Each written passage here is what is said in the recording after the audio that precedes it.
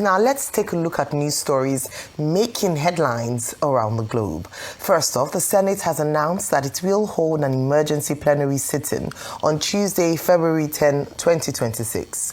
The announcement was made on Sunday in a statement signed by the clerk of the Senate, Emmanuel Odo, who said all senators have been requested to attend.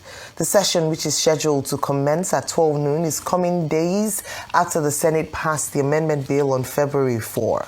The Senate shut down Clause 60 and Subsection 3, which would have mandated presiding officers to electronically transmit results from polling units directly to INEC result viewing portal in real time. Meanwhile, the Nigeria Labour Congress has warned of potential nationwide protests and election boycotts over what it describes as confusion and contradictory positions by the Senate on amendments of the 2022 Electoral Act. The Labour Union accuses the Senate of undermining public confidence in Nigeria's electoral process by failing to clearly state whether electronic transmission of results will be mandatory. The NLC says it is concerned that the Senate is planning to undermine the country's fledgling democracy. According to the NLC, the lack of clarity surrounding the Senate's decision threatens electoral integrity and public trust. It submits that Nigerians deserve a transparent system where votes are not only counted, but must count. President Bola Tinubu has met with the commander of the United States Africa Command, General Dagvin Anderson, at the State House in Abuja. The meeting, attended by Nigeria's National Security Advisor, Nuhu Ribadu, the country's service chiefs, Minister of Defense, and heads of the DSS and NIA, was disclosed by a presidential aide on social media, Segun Dada. Also in attendance were members of the U.S. Africa Command delegation and the Charge d'Affaires of the United States Embassy in Nigeria, Keith Heffen. General Anderson leads U.S. Africa Command, which oversees American military operations and partnerships across the continent. Meanwhile, the British royal family has announced that President Bola Tinubu will pay a state visit to the United Kingdom next month. In a post on its official X account on Sunday, the royal family says President Tinubu, accompanied by First Lady Oluremi Tinubu, will visit the UK from the 18th to the 19th of March 2026, following an invitation from King Charles III. King Charles III and Queen Camilla are expected to host the Nigerian leader at Windsor Castle. Nigeria's presidential spokesman on information and strategy, Bayo Ononuga, also confirmed the visit in a post on X, describing it as the first state visit by a Nigerian leader to the UK in 37 years. Moving on, the indigenous people of Biafra, IPOB, has announced the immediate and permanent termination of the Monday sit-at-home across the southeast, bringing to an end a protest that has disrupted social and economic life in the region for nearly 5 years. In a statement issued on Sunday, IPOB spokesperson Ima Powerful said the directive was issued by the group's detained leader, Nnamdi Kanu, who urged residents to resume normal activities, reopen markets, and return children to school without fear. According to the statement, Kanu said there is no longer any justification for the sit-at-home, stressing the need for the full restoration of normal life across the region. IPOB warned that any individual or group attempting to enforce the sit-at-home going forward would be acting contrary to Kanu's directive, declaring that the era of Monday sit-at-home is over. Residents were urged to remain law-abiding and vigilant. The Monday sit-at-home was introduced in 2021 following Kanu's arrest and continued detention after his extradition from Kenya to Nigeria to face terrorism-related charges. Now to Kano. No fewer than 30 people were reportedly dead in a fatal accident involving a trailer at Kwanabade in Gezawa local government area of Kano State. The trailer was said to be heading towards Gujungu in Jigawa State, allegedly crashed due to reckless driving, leading to the death of over 30 persons, while many others sustained various degrees of injuries. The Federal Road Safety Corps, FRSC, in a statement by spokesperson Abdullahi Labarand, blamed the accident on excessive speeding that led to loss of control. Reacting to the unfortunate incident, the Kano State Governor Abba Yusuf expressed deep sympathy and condolences to the families of the deceased. In a statement signed by the Director of Media and Publicity Government House, Sunusi Bature Dawan Kintofa, the governor described the incident as heartbreaking and a great loss, not only to the affected families, but to the entire people of Kano State. He directed the Kano State Ministry of Health to ensure that all the victims received free and adequate medical care without delay. He further directed the Office of the Special Advisor on Humanitarian Affairs to immediately assess the casualties and come up with measures to support the families of the victims.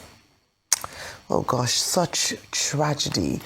May their souls rest in peace, and most importantly, may we avoid or prevent such disasters from happening on our roads again.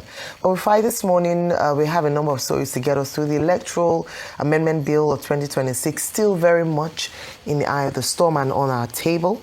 And of course, stories across the different parts as I've read out this morning. Your take on these stories? Okay, I think I'll dwell mostly on the election bill because that's the future of Nigerians. And I'm going to dispel a lot of lies, because I see people are selectively lying. It has gotten to a point where a lot of people are lying.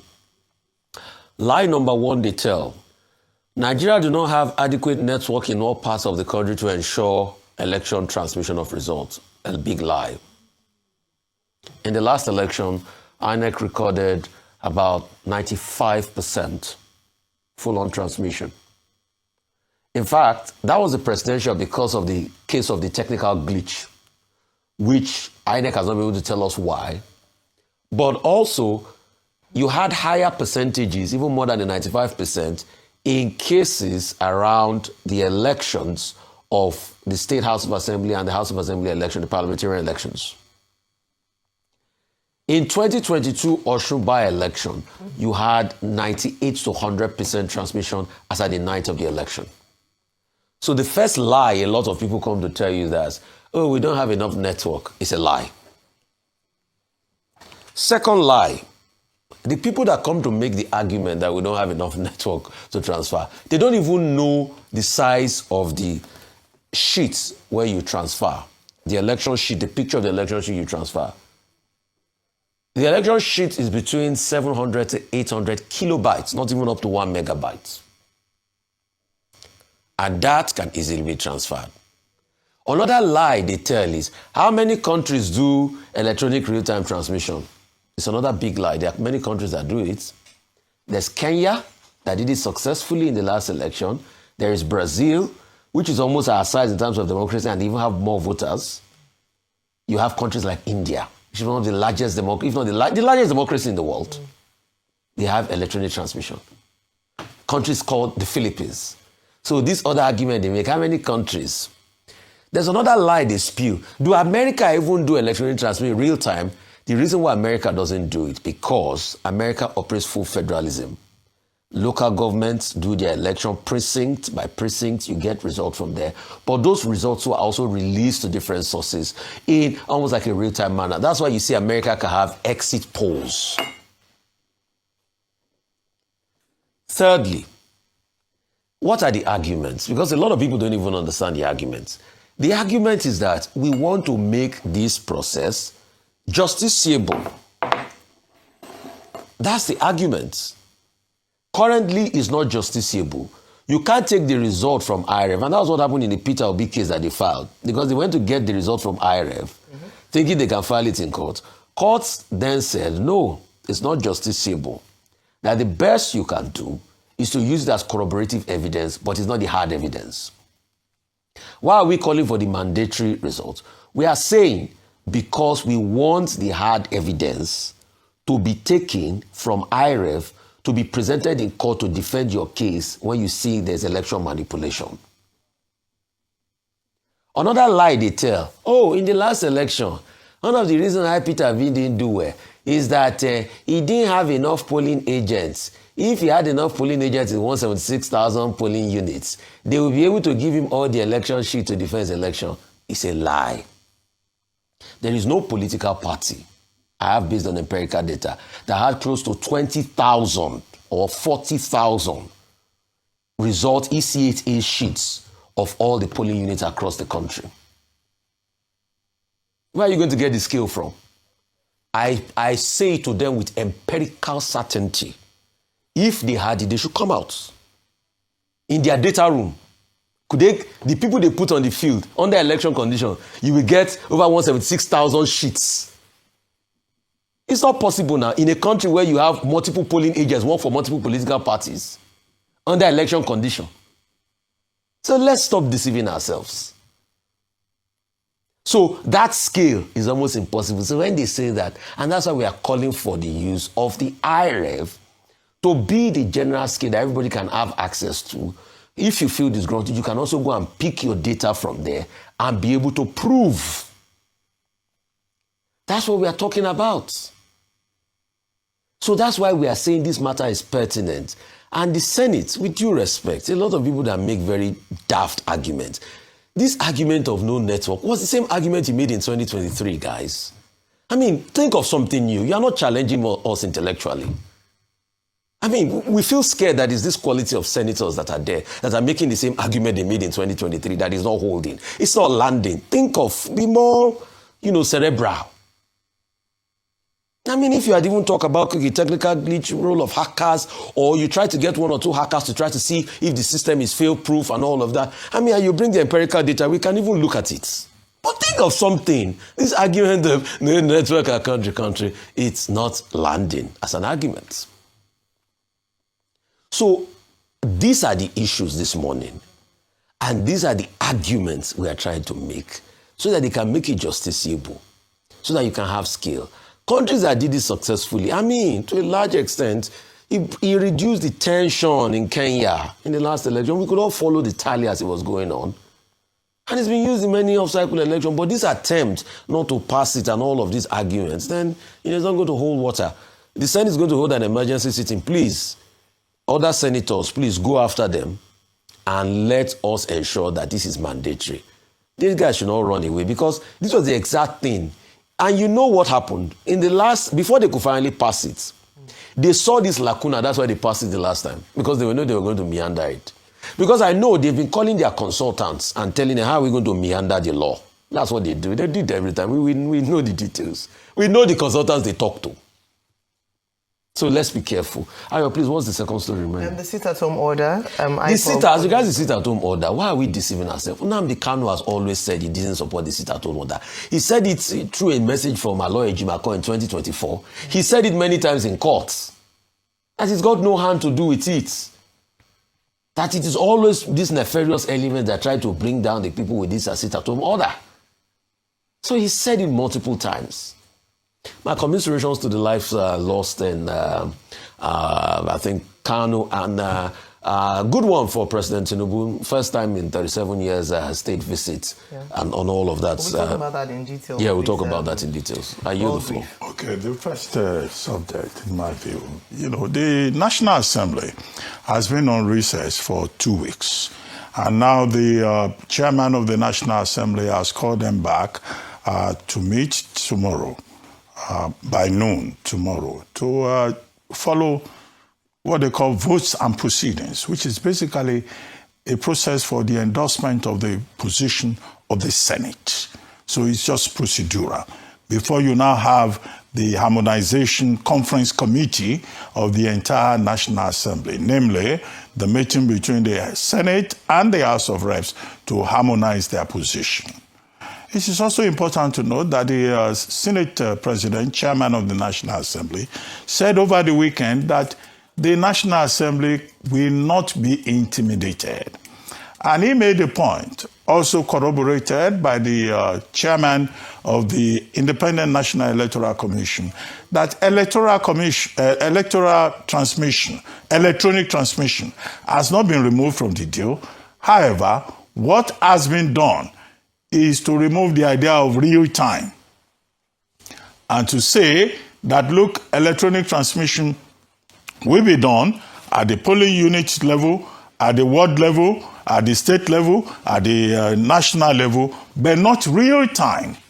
Okay, the argument that in 2023 that there could be a problem with transmission infrastructure, electricity, and all that. Well, there is a research that has been done by the opposition parties that in fact show that 93% transmission to IREV in 2023 worked. It only did not work during the presidential election. We still treated this subject yesterday with one of the stakeholders on This Day Live, the Sunday talk show. And that why are they now saying that it will not work this time around? People live in rural areas. They do electronic transfer. You transfer money to them, it works. Yes. So why would transfer real time of election results not work? However, the position of the Senate is that, look, there could be issues, post-election issues, creating a lot of litigation, a lot of doubts, particularly about remote communities. In fact, the chairman of the National Assembly was very specific. He said in 9 states of the Federation, there could be issues, and that would lead to chaos after the election. So now that they are coming back tomorrow from recess, they are trying to show the urgency of the matter. Secondly, I make the point that it's just procedural. So those who expect any major reversal may be disappointed. But a counterpoint to that is that civil society leaders, from Femi Falana to Professor Patu Tomi to former Minister Obi Ezekwesili, to Wale Okuniyi, Comrade Shehu Sani, and others, have said, no, this cannot work. Civil society groups are saying, what we want is real-time transmission of results, including the NBA, including the Nigerian Labour Congress. In fact, the Nigerian Labour Congress, led by Joe Ajero, is threatening that there will be protests before, during, and after the election. So the only thing we can say is that the National Assembly should not just say nobody can intimidate us. It is important to listen to these people, because the basic thing that Nigerians are asking for is free, fair, and credible elections. They just had an election in Japan, a snap election called by Sane Takaishi, the first female prime minister of Japan. The election was yesterday. By end of yesterday, we already knew the winner was. Takaishi winning with 65%. Our party, the Liberal Democratic Party, taking 68%. The best result, that the Liberal Democratic Party or any other party in that country has recorded. In Thailand, they also had the election. These February elections that Adifemi Akintoye reminded us of. And we already know how that 3-way process in Thailand is going. It's not a rocket science. Nigeria can do it. So, and Nigerians have the right to say, for transparency, for, credibility, if we need to upgrade infrastructure, there's still enough time, we should upgrade it. That is the position of the people. So those are the two sides of the argument. You can balance them out depending on your political orientation. Now, as for Anambra, yes, IPOB yesterday issued a statement and said, well, our position has always been there should be no seat at home. That message that they have been putting out there, as they say, was never ever driven home until we had the courage of the sitting governor, that's Professor Chukwuma Charles Soludo, who summoned the courage to say this has to stop for economic reasons.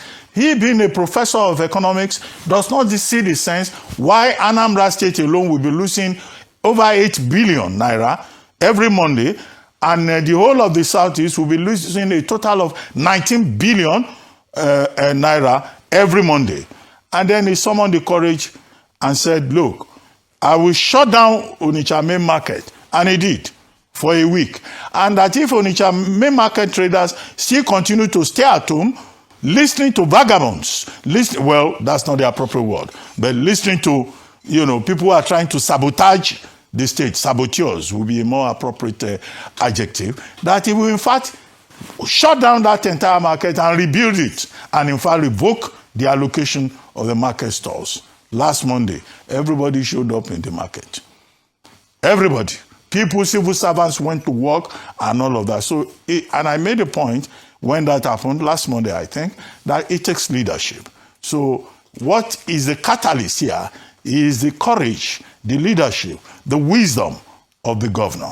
And this morning, I read a piece, Anambra is ready for business, I think by Christian Aburine, the chief press secretary to the governor, saying that everybody should go out. And this morning, go and check. People are on the streets. So leadership also requires courage. And so while IPOB has reiterated his position, I think the major credit should go to Governor Chukwuma Soludo, who forced the issue and said, if you don't go to that market, there will be an issue. Last Monday, I reported that I saw stories saying he went to the market. Yeah, he did. To shop, to buy things, and all of that. So I think it's liberation moment for not just the people of Anambra State, in the Anambra, as they are called, and also the whole of the Southeast. The Agune Chamber, there is a group called Agune Chamber, which the governor deployed to provide security for the traders. And having seen that they will also be protected and secured, of course, they came out. Now, quickly. Now, I think the president and his wife receiving this international recognition is very good. And that's why we have been remarking it. Senator Remi Tinubu, Mrs. Tinubu, First Lady of Nigeria, was invited to the 74th National Breakfast Meeting in the United States, where she was specially recognized by President Donald Trump, who by reputation is very stingy with compliments.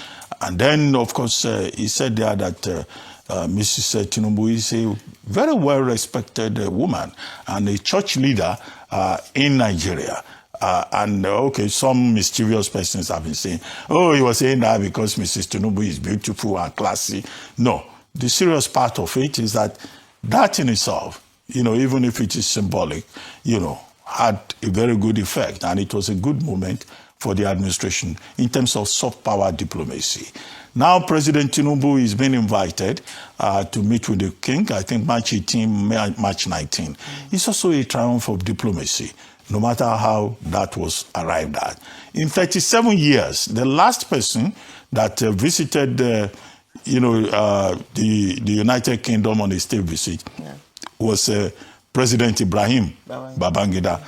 Before him, I think Shagari, and then Gawan, General Gawan. And now, this time around, it's the Tinubus being invited, on this diplomatic mission. I think, nobody can quarrel with that. Although, I imagine that very soon the opposition parties will come and say, President Tinubu should not go to the United Kingdom.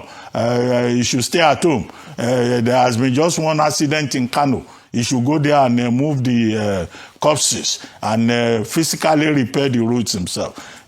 These are two different categories. Why providing strong domestic policy traction is important. Foreign diplomacy is also important. We have seen economic diplomacy from President Tinubu. We have seen soft power diplomacy from him also. And then we have also seen him, trying to take charge as a chief foreign policy officer of the country. I think while there's a linkage between domestic policy and foreign policy, sometimes we tend to confuse both. We get lost in the translation and in understanding. As for Biafra, I think we discussed that last Friday, didn't we? Okay, with the sit-at-home. Okay. Now, Kano, the accident. Yeah, the accident. FRSC Kano is saying that this is as a result of overspeeding. That's right. Now, it's not enough for FRSC Kano to say overspeeding. I thought that at a time, they said they were going to put speed limits, gauge on the roads. What has happened to that? And the people who are overspeeding, do we have the technology? Do we have the infrastructure to check them? If you drive on the streets of the United States, in Washington, D.C., or the state of Maryland, they will tell you 30, whatever per hour. If you violate it, you will get a ticket. Absolutely. If you get to where a school is, they will tell you, do 20 20 kilometers per hour. Americans respect all those injunctions. Now, we don't respect anything here, even when we say, oh, speed limits exist, because there's a reign of impunity in government and outside government. So I think the big issue is, how do you check this excessive speeding? That was how some athletes went to Ogun State National Sports Festival. And they got to Kano and they had an accident and they perished. The same excuse that FRC gave was overspeeding. In the Anthony Joshua case, we also had excessive speeding, they called it. Why do we have a body like FRC if they cannot address this issue? Absolutely. All right. I believe that in Nigeria, unfortunately, we have a number of needless and preventable deaths, some of which, of course, happens through accidents, like we've had reported in Kano State, where 30 Nigerians have lost their lives reportedly. The casualties may be more, and we know that there's still some people receiving treatment, and this is extremely sad, especially because it's an issue that has been discussed for years and years. And like has already been said, we have a body that's supposed to oversee, aside from the sensitization and awareness outreaches that they do. There's a lot more that can be done, especially the employment of technology as a way to check the excesses of drivers on the motorway.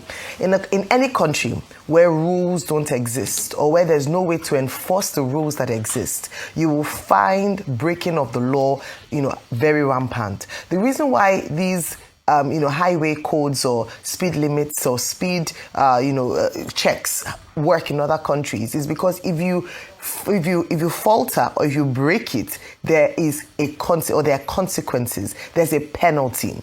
The system is done in such a way that by your registration, number one is, first of all, even getting the license to be able to drive. There's a process to obtaining a license. Unfortunately, in Nigeria, that process is flawed and is marred by what has belabored a lot of areas in Nigeria, which is being able to check corruption and people being able to get it under the table. The other part is that beyond the process of obtaining a license is that there are regular checks on the state of your vehicle, on the state of the person that is driving. There are breathalyzers for those who might be on alcohol, who might be drunk. Unfortunately, that is also not enforced. So we have all these laws, we have all these highway codes in Nigeria, but the main challenge is the enforcement. Also, we use technology. Your plate number can be traced to the person whose name the number is registered or the vehicle is registered under. To what extent can we trace public vehicles? To what extent can we even trace private vehicles? And so people who are on the roads know that, or have a sense of belief, which is usually correct, that even when they flout these highway codes, nothing will be done to them. And as long as that continues, sadly, we'll continue to record these unnecessary and preventable deaths. We must put a premium on human life in Nigeria, and I believe that's one of the challenges that we have. Whether when it comes to announcements around kidnappings or massacres by terrorists or bandits, it's just the lack of shock value that would prompt us enough to take action on these matters. When the Anthony Joshua situation happened, that was international in the weight of its embarrassment, especially with regards to reckless driving and the lack of enforcement when it comes to road safety. That ought to have propelled us to begin to work. Unfortunately, I don't know to what extent lessons were learned, because just months down the line, we've now lost even more lives as a result of reckless driving. This is not an insurmountable challenge. It is the will to do it and the ability to be able to employ and actually let there be consequences when there are wrong actions. And this can be done through technology, like I mentioned, and other areas. Now, let me talk very quickly about the sit-at-home order. I find it quite almost as an affront that it will take the group IPOB to make a statement that, okay, everybody go back to work, after they impoverished that region since 2021 for close to 5 years now. I wonder why the governors in the state have not been able to take decisive action, like Governor Soludo. We praise him now, but we also talked about the fact that it took him his second term to make a decision on this, or to come very tough. Having traders in the region lose 8 billion naira as reported every single Monday in one state. Put that across the 5 states where the sit-at-home order has has been enforced in the last 5 years and understand the true economic weight of what has been lost in this time. Abia State, where we have Aba, which is the commercial hub of the Southeast, which President Tinubu had promised during his campaign that he was going to make an international manufacturing hub, even comparing it to a place like Taiwan. How could we have done that when they were bleeding money out every single Monday as a result of the fact that the lives of the traders could not be guaranteed by the security operatives? So don't blame the people for sitting at home. A number of them would have loved to come out to work. A number of students who missed out on critical education days on Mondays. A number of people who were moving goods and people on Mondays lost out because there was the government failed them to actually provide security and provide, that safety for them. And so I'm glad, and it's great news to hear that it's finally, they are open for business now. But I think it's the sheer audacity for IPOB to be the one to determine whether or not the sit-at-home order should be out or not. The government should have taken its place with a monopoly on violence to ensure that people were able and enabled and had a conducive environment to go back to their stores. So I hope that beyond Anambra states, the other governors in Abia, Ebonyi, Enugu, and Imo State would also do well by their people to ensure that with the same show of solidarity and force and show of leadership that Governor Soludo has done in the last few weeks, they would also take a cue on that. And finally, we can see the end to this menace and actually begin to see economic activity return to the Southeast region and begin to see and tap into the full potential that the region has in this regard. Now, beyond that, I will go over to the Electoral Amendment Act. I'm glad that Nigerians have spoken out, whether it be from prominent Nigerians or even everyday people who, through their different platforms, have spoken out very strongly about the omission of the mandatory transmission of results electronically during the election. The Senate has said they're going to come and meet tomorrow. I think very critical, number one, is that may all the senators show up. Because we've talked about how some critical senators or some people who are there on the mandate of the people miss out on key debates and key issues like this. And so that's one thing, that they come out, they've been invited by the Senate president. Number two is that hopefully they will take away personal and political interest and put for once the interest of the Nigerian people at the fore of their decision making. Unfortunately, I'm not very optimistic, but I want to put some faith in the Senate to actually do right by the Nigerian people whom they represent. The clamor is loud. The voices of the people are loud. A lot of people, I've hardly heard, aside from the politicians, quarters where they have said, oh, let's not make it mandatory. The arguments have been made already. Those, the excuses that have been given have been broken down, have been defeated by a number of people technically that it is possible to actually transmit electronically. Some people have even cited the fact that we have POS operators in these areas and they're able to make transfers possible. So why is it impossible for us to be able to transmit results 1 or 2 weeks in a year during election season? It's also an indictment. Instead of the Senate to give excuses as to why this cannot work, should they not be finding solutions to ensure that we're able to shore up or beef up infrastructure to accommodate the transmission of results? This is 2026, for crying out loud. If we're going to compete favorably with the rest of the world, we have to get infrastructure, especially technology, right. And so for them to be able to come out and comfortably say that, oh, we cannot do this because we cannot transmit, if I say less than 1 MB of data in an area, that's an indictment on this government. And so I'm hoping that tomorrow when they have their meeting, it would actually be, finally show strength, leadership to the Nigerian people. Very finally and very quickly, to touch on the state visit, I'll make one point and I'll hopefully break it down more when, Adefemi comes during World Brief. And that is that, people might ask that, oh, why is this not happening in Buckingham Palace? Why Windsor Castle? The main part of that is that Buckingham Palace is undergoing major rehabilitation at this point, and so they have to move it to Windsor Castle. Windsor Castle also presents a more personal note to that visit, and so it's most welcome. But on this final note, I'll say, whilst the Tinubu administration might have gotten foreign policy at least on the right footing, it's important that the ovation might be loud outside, but the most important ovation and accolade and praise must be from the people that they actually govern here in Nigeria. They are the ones with the power of the vote, and so it's important that we have great perceptions abroad, but even more important that Nigerian people feel the impact of good government here in Nigeria.